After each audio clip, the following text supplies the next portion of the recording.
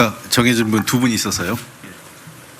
조선비즈 김민우 기자입니다. 일단 장학금 관련돼서 하나 좀 여쭤볼게요. 아까 서울대 환경대학원 장학금 받았는지 전혀 몰랐고, 그리고 나중에 알게 되어서 서울대 장학회에 반환 가능한지 물어보라고 했다고 말씀하셨는데, 그러면은 요거 관련돼서 이제 딸이나 부인분께 왜 장학금을 받았는지 뭐 얘기를 하거나 뭐 좀 질책이라든지 가족분과 좀 대화를 하신 적이 있으신지, 그리고 그 이후에 또 부산대 의전원에서 장학금을 이제 따님께서 받으셨는데, 요거 이제 서울대 장학금 문제로도 이제 문제 제기를 하셨는데 후보자께서, 그러면은 이게 또 후보자님 모르게 받은 건지 장학금 관련돼서 이렇게 두 개 여쭤보고 싶고요. 그리고 이제 후보자께서 생각하시는 법무장관으로서의 중요한 덕목 세 가지는 뭔지, 그리고 이게 사실 국정의 이제 최고 기반은 국민의 신임인데 이 부분이 좀 많이 훼손됐다는 비판이 나오고 있어가지고, 그 이제 법무장관으로서 생각하는 세 가지 덕목, 그리고 마지막으로 아까 좀 흑수저 청년에게 미안하다 좀 이런 말씀을 하셨는데요. 후보자께서는 그럼 스스로 무슨 수저라고 생각을 하시는지 좀 답변 부탁드리겠습니다. 예, 감사합니다. 환경대학원, 저희 딸아이 환경대학원 장학금하고 부산대 장학금 문제는 이미 설명을 드렸습니다. 제가 환경대학원 교수님들, 환경대학원 학생들에 대해서 제가 참 죄송합니다. 실제 그 환경대학원 측에서도 확인을 하셨더라고요. 제가 언론 보도를 보았습니다. 신청 서류가 없다는 얘기를 환경대학원 측에서 하신 걸 보았는데요. 물론 수사를 통해서 나오겠습니다만은 저희가 신청하지 않았지만 동창회 차원에서의 어떤 기준에 따라 선발했을 것이라고 밖에 볼 수 없습니다. 현재 저희 판단은 그렇습니다. 왜냐하면 신청한 바가 없고 환경대학원에서도 그 서류가 없다고 하기 때문입니다. 저희가 가서 그 서류를 없앴겠습니까? 그렇지만 환경대학원에 부담을 드리고 지금 같은 분란을 일으킨 점에서 제가 환경대학원 원장님, 휘하 여러 교수님들께 정말 죄송하다는 말씀 안 드릴 수가 없습니다. 아까도 저 이번 일이 생기면서 저희 모든 가족, 이전 가족 외에 저와 저의 가족과 관련된 여러 가지 기관과 지인들도 모두 지금 고통을 받고 있기 때문에 그 모든 분들께 이번 기회에 참 죄송하다는 말씀드립니다. 부산대 장학금 역시 마찬가지 맥락입니다. 그 취지 이미 설명을 드렸기 때문에 이해해 주시고요. 지금 돌아보면 제가 좀 더 예민하게 판단하고 주도 면밀하게 확인해 가지고 애초에 받지 못하도록 했어야 됐던 것 같습니다. 액수로 봐서 그 액수가 그 시점에 있어서 나름 의미 있는 액수였던데 그걸 왜 미리 보고 확인해보고 하지 않았을까라는 후회가 막심합니다. 근데 지나간 과거는 바꿀 수가 없는 것 같습니다. 엎질러진 물입니다.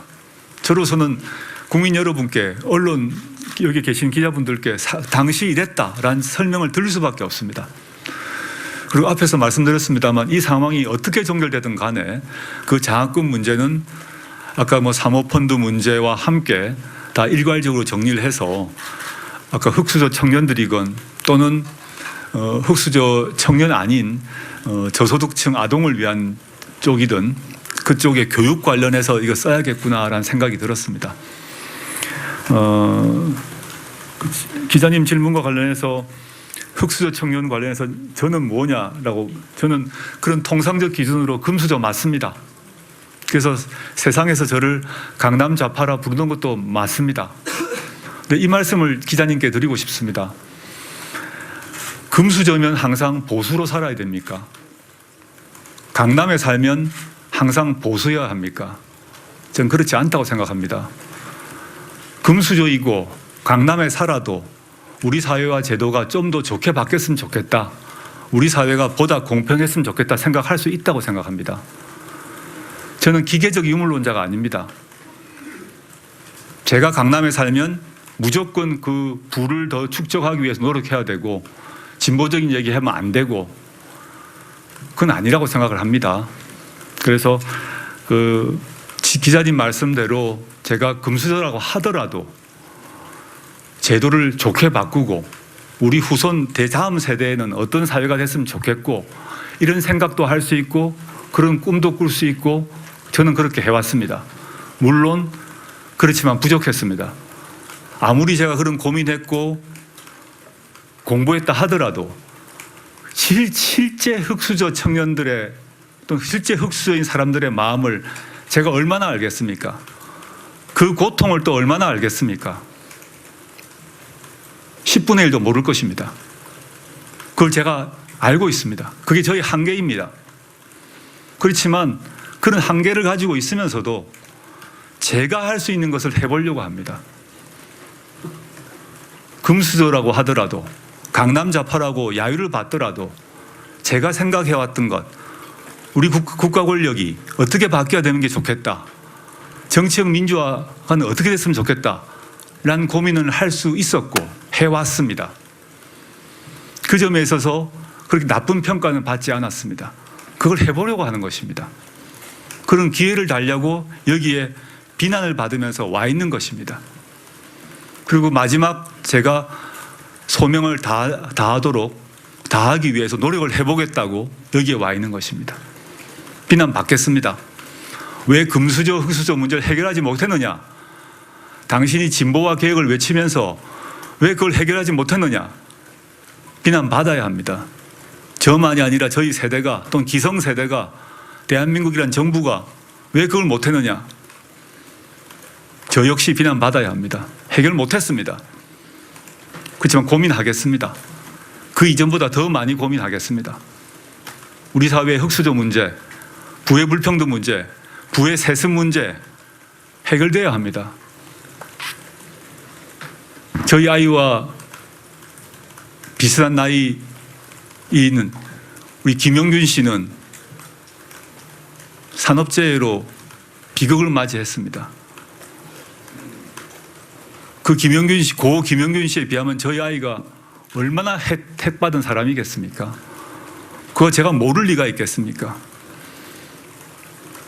그걸 알지만 그 점에 있어서 제가 안타깝고 송구합니다. 그 점에서 제가 가진 자인 것입니다. 가진 자이지만 무언가는 해보려고 합니다. 그 한계를 직시하면서도 해보려고 합니다. 그걸 도와달라고 말씀드리고 싶습니다. 좀 길었는데요. 법무부 장관 덕목 3가지라고 말씀하셨습니다. 언뜻 제가 생각을 세 가지라고는 딱 짚지 못하겠습니다. 제가 드릴 수 있는 법무부 장관, 현 시기의 법무부 장관이 해야 될 일은 저는 문재인 정부의 국정과제를 실현하는 것이라 봅니다. 그건 뭐냐 하면 전 2가지를 말씀드리고 싶습니다. 권력기관 개혁입니다. 둘째는 공정한 법질서 확립입니다. 즉 법 앞에 평등의 문제인 것입니다. 지위가 어떠하건 돈이 있건 없던 간에 법이 공평하게 적용되도록 하는 것이 법무부 장관의 역할이라고 생각합니다. 권력기관 개혁 얘기는 이미 말씀을 많이 드렸고요. 그거는 다시 설명하면 할 필요가 없는 것 같습니다. 그래서 제가 정책 보도 2번째에서 재산 비례 벌금제를 얘기했던 것도 그러한 것입니다. 황제 노역 철폐를 하겠다고 말씀드린 것도 그런 것입니다. 굳이 이런 정책은 아까 기자님의 질문에 따르게 되면 금수저인 저에게는 저의 이익에 반하는 것입니다. 제가 돈이 많은 사람인데 벌금을 더 많이 만들도록, 돈 많은 사람은 벌금을 더 많이 내도록 하겠다고 제가 얘기하는 것입니다. 돈이 많은 사람은 노역을 더 많이 시키겠다고 하는 것입니다. 모순돼, 얼핏 보면 모순돼 보일지 모르겠습니다. 제가 가진 자고 금수저이지만 그런 정책이 맞다고 저는 생각하는 것입니다. 그걸 해보겠다고 하는 것입니다. 그게 우리 사회를 조금이나마 공평하게 만드는 것이라고 생각합니다. 그런 역할이 끝나면, 저의 그런 역할이 끝나면 흑수저 출신이, 동수저 출신이 법무부 장관이 되면 좋겠습니다. 그래서 그런 분이 저희 다음 세대가 될진 모르겠습니다만은 흑수저 출신 장관이 저를 딛고 밟고 올라가서 더 좋은 정책을 하면 좋겠습니다. 지금 시점은 제가 할 수 있는 일을 하겠습니다. 비난과 야유와 공격을 받더라도 제 할 일을 하고 저는 시민으로 돌아가겠습니다. 그러면 저보다 훨씬 나은 분이 도덕성에 있어서나 실력에 있어서나 모든 점에서 나은 분이 저를 밟고 올라가실 것입니다. 그러면 우리 사회가 더 좋아질 거라고 봅니다. 그렇게 답변 드리겠습니다. 네, 아까 약속한 분 예약된 두 분이 있어서요. 먼저 서영지 기자 하고 그 다음에 앞에 분 하시면 저 됩니다. 잠깐 그 추가 하나만 해도 될까요? 그래서 첫 번째 질문 질문이 너무 많이 초과돼가지고 다음 분에 하면 이제 뒤에 분. 네, 안녕하세요. 한결의 서영지라고 합니다. 아까 후보자가 답변 중에서 단국대 인턴 프로그램은 학교 선생님이 주관하셨다고 했는데 단국대 장 교수님은 한 언론과의 인터뷰에서 조 후보자의 배우자가 자신의 아내에게 딸이 그 의대 인턴에 참여하고 싶다라는 의사를 전달한 것으로 안다라는 입장을 밝혔습니다. 그렇다면 장 교수의 기억이 잘못됐다고 생각하시는 건지 궁금하고요. 두 번째로는 사모펀드 관련해 가지고 아까 75억을 약정했지만 실제로는 10억 원을 투자했다. 이건 신용카드 한도액과 비교해서도 말씀하셨는데 애초에 그러면 왜 75억 약정서에 서명을 하게 된 것인지 그 이유가 궁금합니다. 그리고 사모펀드 관련해서 추가적인 질문으로 고위공직자에 대해서 주식에 직접 투자를 제한하는 백지 신탁은 사실 고위공직자가 그 직을 이용해 주가에 영향을 미칠 수도 있고 아니면 보유하고 있다는 자체만으로도 공정성에 의심을 받을 수가 있습니다. 그런 취지에 비춰보면 조 후보자가 투자한 사모펀드는 가족이나 친지가 모두 구성되어 있는데 그것만으로 이제 투자의 의혹이 제기될 수 있습니다. 이런 지적에 대해서 어떻게 생각하시는지와 만약 민정수석으로서 이런 고위공직자가 이런 류의 사모펀드를 가지고 있었다면 감찰을 하실 건지 궁금합니다. 그리고 마지막으로 아무리 후보자님께서 보고를 받지 않는다고 해도 중립성에 문제가 생길 수밖에 없다고 생각합니다. 법무부 장관은 특검에 대한 발동 권한이 있는 것으로 알고 있는데 혹시 발동할 생각이 있으신지 궁금합니다. 예, 간단한 것부터 말씀드리겠습니다. 특검 발동을 국회에서도 할 수 있습니다만 법무부 장관이 할 수 있습니다. 이번 진행되고 있는 재가족 관련한 수사가 진행 중인데 제가 장관으로 임명되고 난 뒤에 갑자기 특검 발동을 제가 하게 되면 엄청난 오해가 있을 것 같습니다. 무슨 말씀인지 아실 것입니다. 바로 현재 진행되는 윤석열 총장께서 지금 지휘하고 있는 그 수사를 중단시키게 되는 결과를 낳게 됩니다. 제가 특검 발동을 하면 그건 안 하는 게 맞다 생각이 듭니다. 그 말씀드렸고요. 그 단국대 논문 관련해서 장 교수님이 어떤 언론에서 그런 얘기를 하셨는지 잘 모르겠습니다. 근데 그거는 실제 그걸 만드신 선생님이 따로 있습니다. 거기에 저희 딸아이가 지원을 한 것입니다. 그리고 저의 처는 장 교수님의 부인이건 장 교수님이건 연락을 한 적이 없습니다. 장 교수님이 기억에 착각이 있는지 모르겠습니다. 그건 향후 수사가 통해서 확인될 것이라고 봅니다. 아까 다른 기자님께 말씀드렸습니다만 저희는 연락처 자체를 갖고 있지 않았습니다. 그래서 그리고 그 두 분과 학부모 모임에서 봤을 수도 있다는 것입니다. 학부모 모임이라는 게 있으니까요. 근데 거기서 그런 논의를 할 기회가 없습니다. 그 정도 가까운 사이가 아닙니다. 따라서 아까 연락처를 확보하는데 아주 곤욕을 치렀다는 얘기 이미 말씀드린 바 있습니다. 그건 장 교수님도 아실 것입니다. 사모펀드 약정 문제 사모펀드 약정액의 의미에 대해서는 제가 아까 마이너스 통장 문제, 신용카드 한도라고 말씀드렸고요. 이 약정 문제는 제가 그 당시는 저는 알지도 못했습니다만 최근 과정에서 확인을 해보니까 펀드 회사에서 이게 이 정도 계획이 있다. 그렇지만 투자자인 당신은 이 정도만 10 정도만 투자를 하면 되는 것입니다. 라고 얘기해서 사인을 한 것이지 더도 덜도 아닙니다. 그것은 저희의 주장이 아니라 그 회사에서 공식적으로 발표한 바 있고 그 점에 대해서는 다 확인이 되고 있습니다. 그걸 한번 검토해 보시면 좋겠습니다. 그 다음에 가족 친지만 있었던 것이 아닌가입니다. 이 점에 대해서 좀 분명히 할 필요가 있는데요. 제가 이번 기회에 한번 서류를 찾아보았습니다. 저도 어떤 일이 발생했는지를 보려고 보았습니다.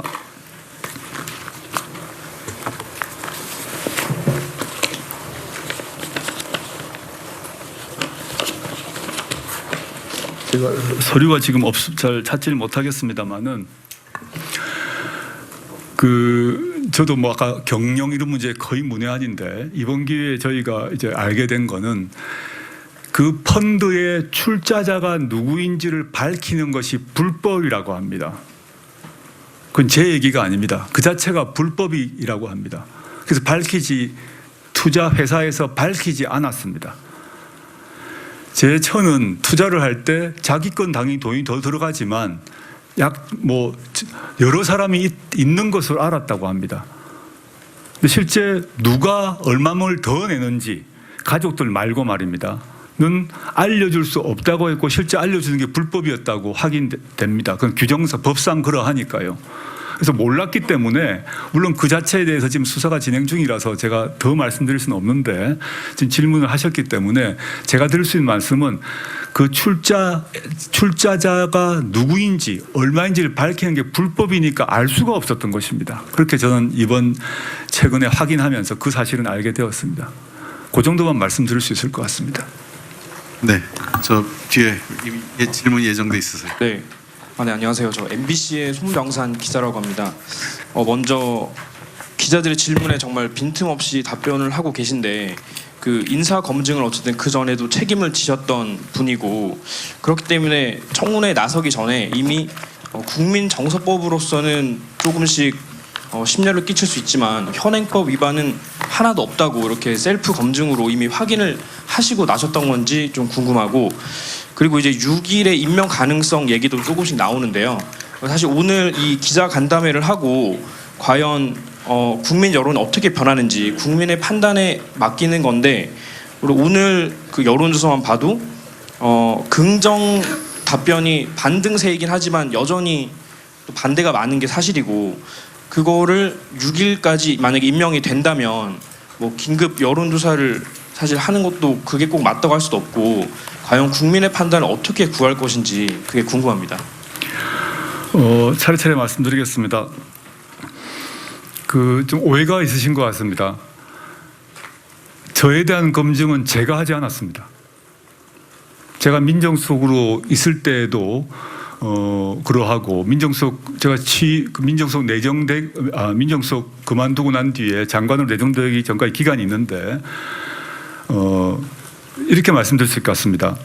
청와대 안에서 어떤 사람이 어떤 다른 자리에 내정이 될 것 같다 하게 되면 그 사람은 보고를 받지 못합니다. 저는 저에 대한 검증 내용을 보고받지 못하게 되어 있습니다. 그것은 그 검증의 기본 최소한의 규칙입니다. 그렇지 않다 그러면 제가 검증 내용을 지시를 하지 않겠습니까? 이런 거 바꿔라, 이런 거 바꿔라 하지 않겠습니까? 그래서 전 저에 대한 검증 내용을 제가 보고를 받지 못한 것이고 또 검증 결과에 대한 보고 자리에 참석하지도 않았던 것이고 그래서 그 최종 인사 결정 자리에도 검증 자리에도 최종 자리에도 참석하지 않았다는 것입니다. 그래서 그 문제에 대해서 언급할 수 있는 제가 자격이 아니다라는 말씀 드리고 싶습니다. 두 번째, 오늘 이 자리 관련해서 여론이 어떻게 될 것인지 제가 알 수가 없습니다. 예단할 수가 없고요. 그다음에 기자님께서 말씀하셨는 6일 날의 임명 여부 역시 그 인사권자의 고유 권한이기 때문에 제가 말한다는 자체가 매우 좀 위험한 거라고 생각합니다. 저는 그 문제는 생각하지 않고 있습니다. 네, 저 뒤에 짧게 하겠다고 오셔서 시간상 지금 한 분밖에 더 못하고 계세요. 뒤에 분이 짧은 질문을 한번 마지막으로 하고 6시에 마무리하겠습니다. 답해서 지금 올라왔습니다. 예, 짧게 간단하게 질문 드리겠습니다. 개수는 좀 있는데요. 예, TV조선의 김정우라고 합니다. 예, 첫 번째 그 수사 과정인 내용에 대해서 특히 사모펀드나 웅동학원 관련해서 입장을 말하면 수사 지침을 주는 거라고 지금 답을 계속 하셨는데 현재 신분은 장관이 아니라 후보자인데 본인도 장관으로 임명될지 안 될지 지금 모른다고 하셨잖아요. 근데 저희가 잘 모를 수도 있겠습니다. 그러니까 법학 교수님으로서 좀 설명 부탁드리겠습니다. 법무부 장관 후보자의 발언이 수사 지침이 될 수 있다는 것에 대한 법적 근거가 무엇인지 궁금하고요. 두 번째는 입시학원 관계자란 분이 네, 질문을 짧게 해주시면 한 가지만 하시죠. 예, 한 가지만 더 하겠습니다. 예. 아니 그거만 하시고 답변하겠습니다. 시간 관계상 지금 왜냐하면 방송하고 물려 있어가지고요. 두 번째 질문 나중에 해주십시오. 네, 한 가지. 이따가 끝나고 다시 질문하겠습니다. 예, 한 가지만 답변하겠습니다. 지금 법적 근거라는 말씀 물었는데 그건 제가 잘 법적 근거를 가지고 얘기하는 것이 아니라요. 이게 보통 통상 경우 법무부 장관 후보자가 되게 되면 저의 미래는 알 수가 없습니다. 제가 임명이 될지 안 될지를 제가 어떻게 알겠습니까? 근데 임명될 가능성은 예를 들어서 반반이라고 거치를 얘기했을 때 임명된 경우를 전제로 임명될 수도 있고 안 될 수도 있는데 지금 시점에서 무슨 얘기를 해두면 영향을 미치죠. 법적 근거를 얘기하는 것이 아닙니다. 통상적으로 우리 사회생활에서 생각했을 때 저의 후보자가 어떤 발언을 하면 영향을 미치지 않는다는 것은 이상하지 않을까요? 저는 그런 취지에서 말씀드린 것이지 근거 법률 조항이 무엇이라는 얘기를 말씀드린 것은 아닙니다. 네. 양해해 주십시오.